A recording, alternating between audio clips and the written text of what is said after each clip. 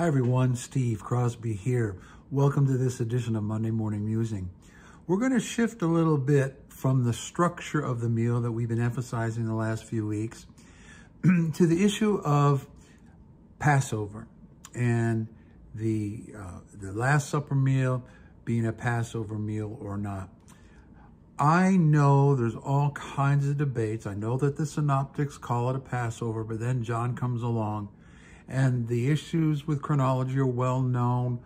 When was he crucified? Literal 72 hours? Not. Was it Wednesday? Was it Thursday?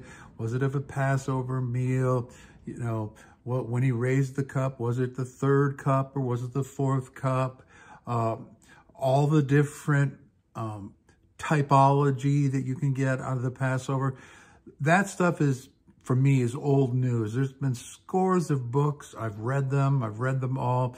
And that's where I'm not going to go. I'm not going to go into any of that stuff. There's two emphases regarding the meal that we're going to talk about going forward. Now, you can get wonderful typological insight. That's fine. But the fact of the matter is, by the time that Jesus was having that meal, it was Hellenized Judaism. It wasn't Levitical Judaism. It was a Grecianized version. It wasn't biblical per se. It had been traditioned over centuries. Here's a few of the differences. The families aren't killing a lamb. Nobody's putting blood on the doorposts. They're eating lying down on the Passover. You're supposed to eat when you stand, to be standing, to be ready to go.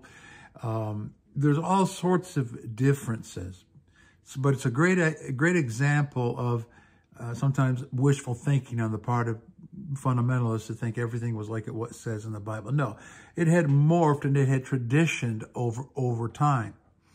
And so I don't want to bog down in trying to make arguments that other people have already made. What I want to focus on going forward for a few weeks is primarily the different things that Jesus did that had never been done before in any sort of Passover Seder. And then I want to emphasize the elements of that meal that were anti-imperial. The things that in the Passover meal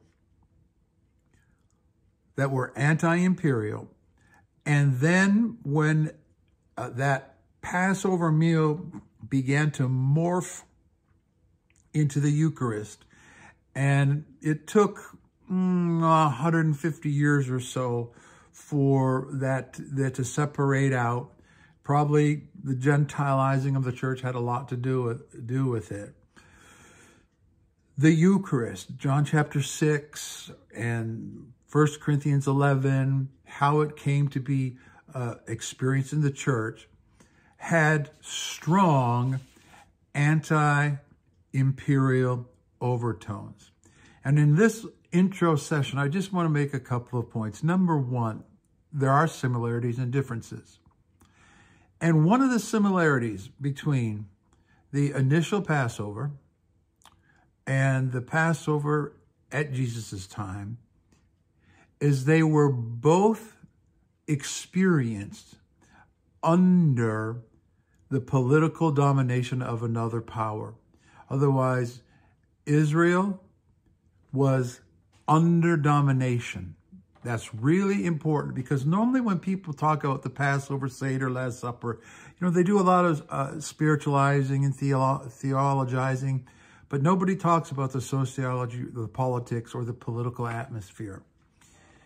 The political atmosphere, the political ground out of which that Passover meal came was the Exodus, coming out from under empire-like domination.